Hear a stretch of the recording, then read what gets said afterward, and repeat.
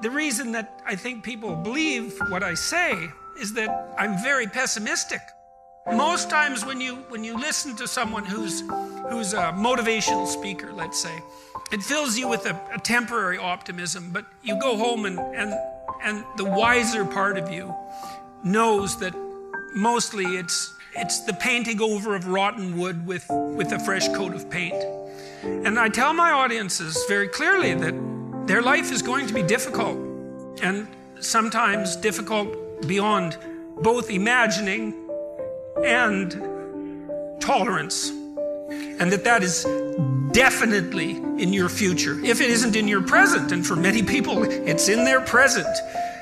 And that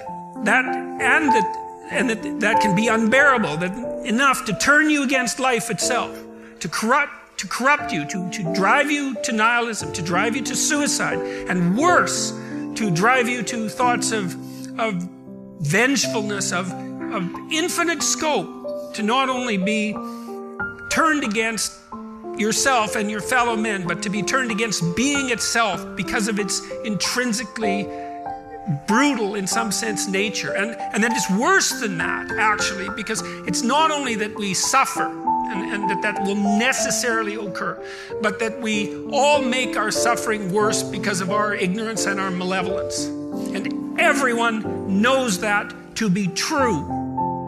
And so the discussions start, let's say, on an unshakable foundation. But then I can tell people, look, despite that,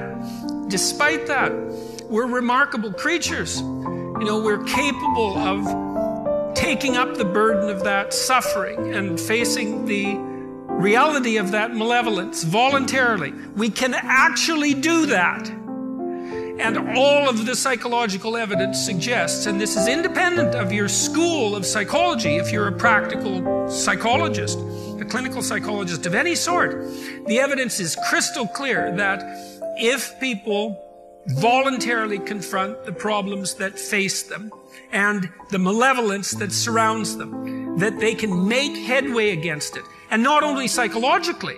So it's not only meaningful to do that psychologically, which it is, to confront the problems that torment you voluntarily. That's meaningful psychologically.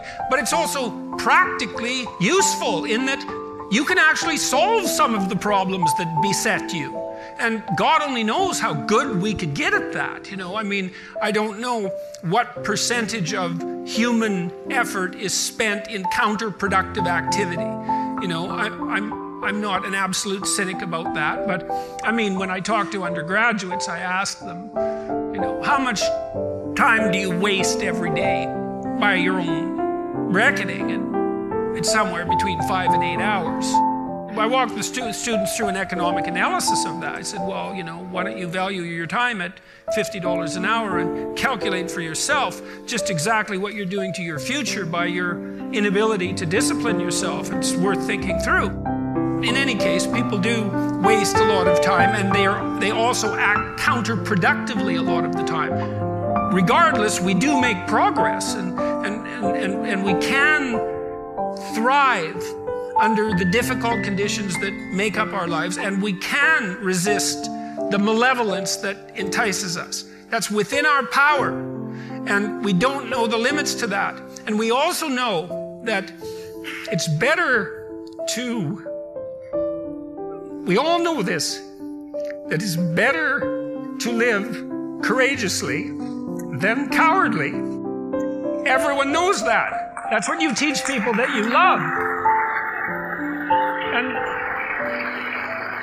And we know that it's better to live truthfully than in deceit. And you can tell that too, because that's also what you tell people that you love. And we know that you should pick up your damn responsibility and move forward.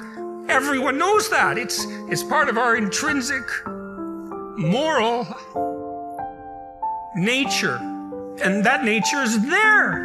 And it's not difficult to communicate to people about this. Like, everyone knows that you wake up at 3 in the morning when you've let your life go off the rails, and that you berate yourself for your uselessness and your cruelty and your failure to take the opportunities that are in front of you. And if you were the master in your own house, in some sense, the captain of your own destiny, if there was no intrinsic nature, well, that would never happen. You'd just let yourself off the hook. There'd be no voice of conscience tormenting you.